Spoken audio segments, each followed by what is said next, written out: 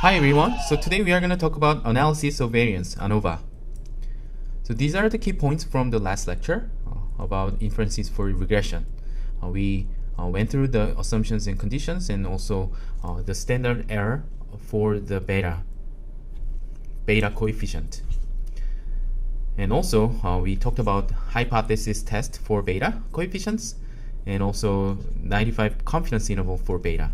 And also for each predicted value, we talked about the standard error of the mean predicted. So today we are going to start with this example, washing hands and bacterial colonies. So the question is, how effective is washing hands with different types of soap in eliminating bacteria? We are going to compare 4 different methods. One is water only and regular soap, antibacterial soap, and spraying hands with antibacterial spray. It's alcohol. So there are 4 different methods, and these are the number of bacterial colonies from each observation. So each row is an observation, and this is the box plot for this data. And the question we want to answer is, are there differences across these 4 groups? And we need some formal tests for that, and ANOVA is a right method for that.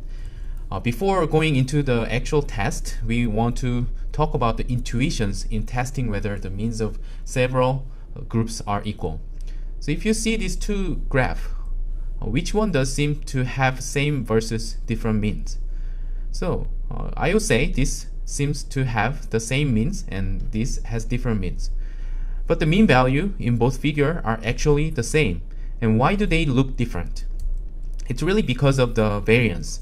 So the variation within each group, in this second figure, the variation within each group is so small compared to the variation between groups.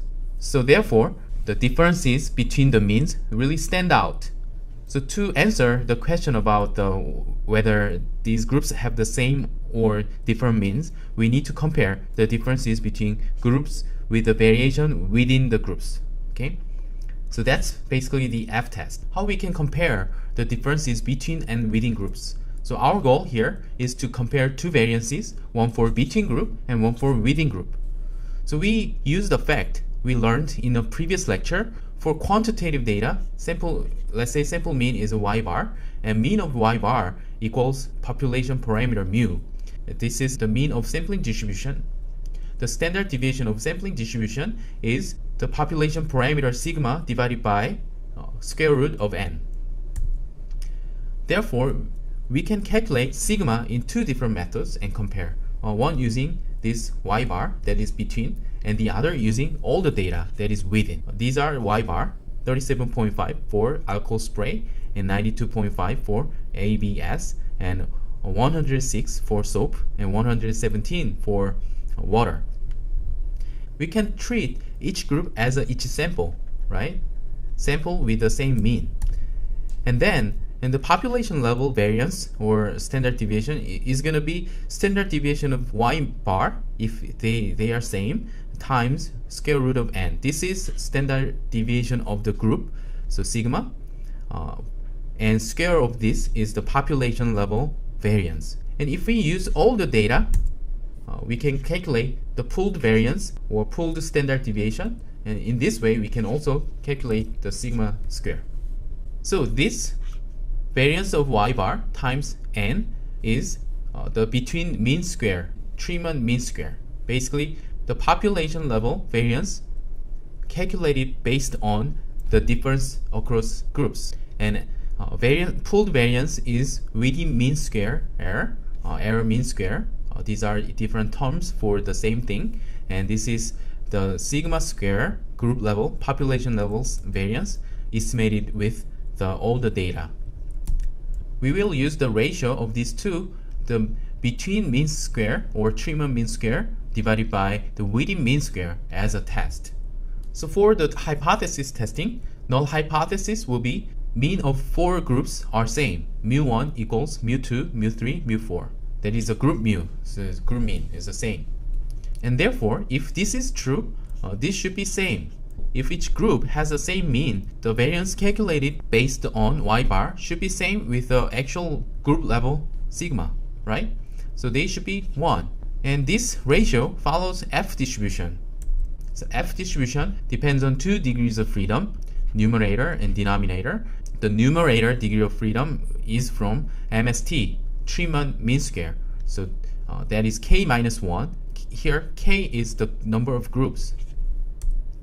And denominator, the F is from MSE, mean square error, and that is K times n minus 1. That is n minus K. So this is total number, sample size, minus K, group number. So in the example data, we had 4 groups, so therefore df1 is 3, and we had 32 samples, so the df2 equals 28. And f-test is one-tailed test for the ratio. Because this ratio is always positive, this is one-tailed test. This is also known as analysis of variance, ANOVA. It's a really famous and popular test. This is called ANOVA table and has a long history, nearly a century. And we are going to learn how to read this ANOVA table. So the first row is mean squared between, MST. And this is what we talked about, population level variance estimated with the sample mean, group mean. Okay? And this is the pooled variance based on all data. And this is the df, k minus 1. This is m minus k. But we haven't talked about this. What is the sum of squares? We are going to talk about this in a minute. And when we know these 2 df's values, this is df numerator and this is df denominator, we can read this f table, and then we can get this critical f value for 5%. That is 2.947. So here we are going to learn about how to calculate the sum of squares, and it's a little bit complicated but not really difficult. You will be able to understand what's going on. So we can re-express the data using this equation, yij. This is the data, and mu j is the group mean, and epsilon ij is the error after removing the group mean. So the null hypothesis is mu1 equals mu2, mu3, and so on. But actually, mu j could be different from mu, right? And then the difference can be expressed like tau j, where tau j is the deviation from the grand mean. So mu is the grand mean, mean of mean.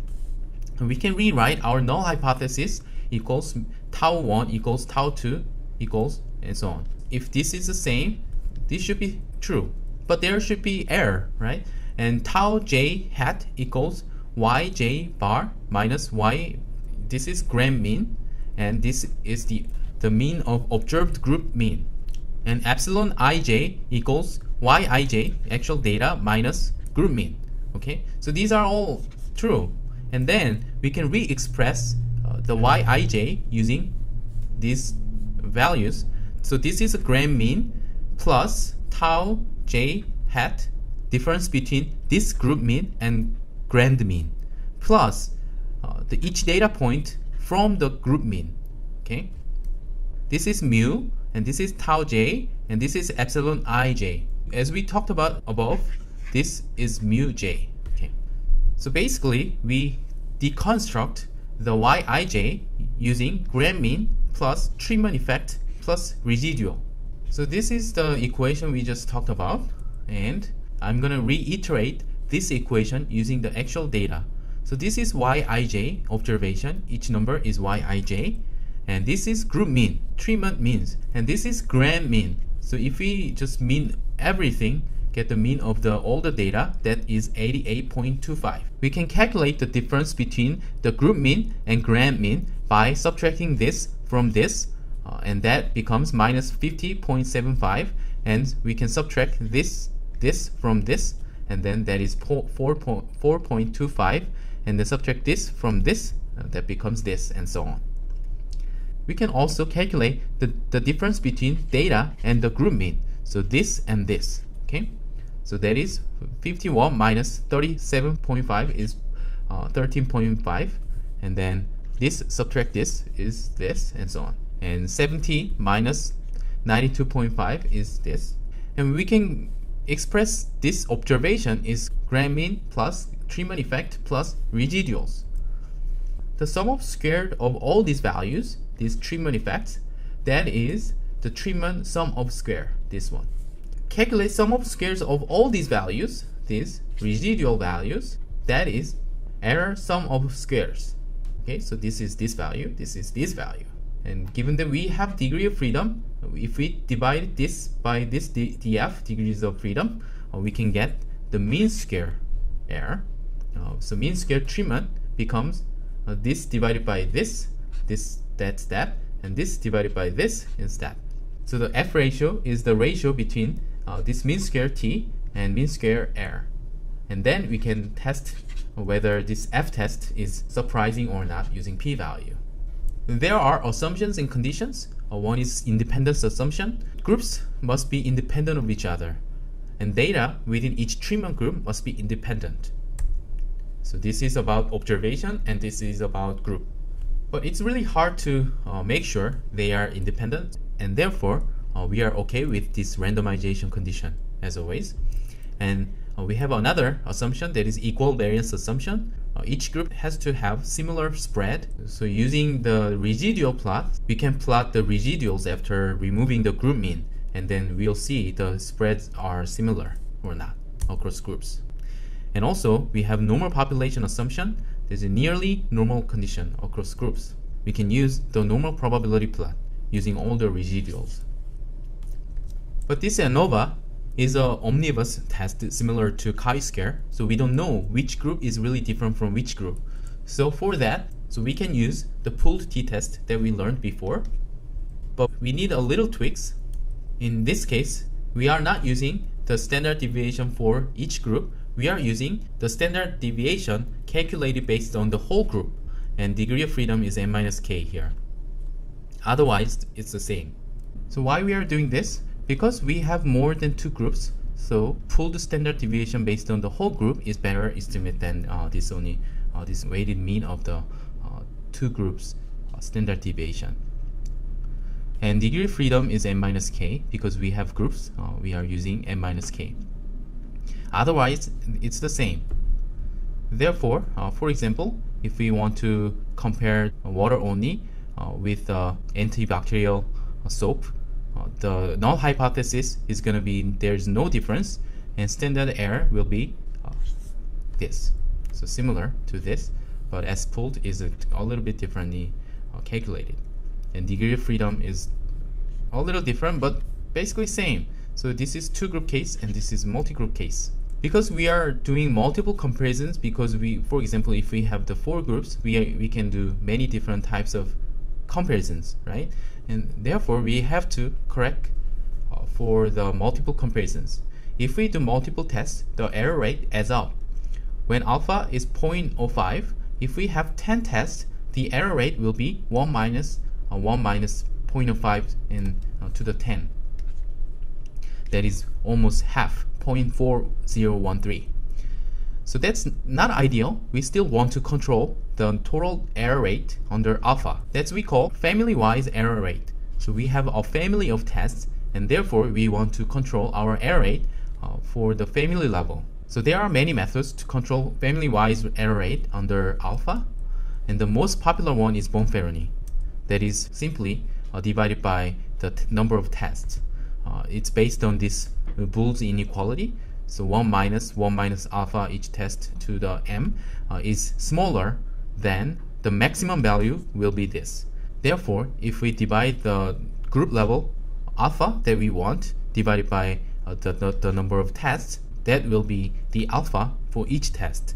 So for example, if we want to keep our family-wise error rate as a 0.05, and then if we have the 10 tests, it could be 0.005 for each test. So that's it for today's lecture. Don't forget to solve the quiz and see you in the class. Bye.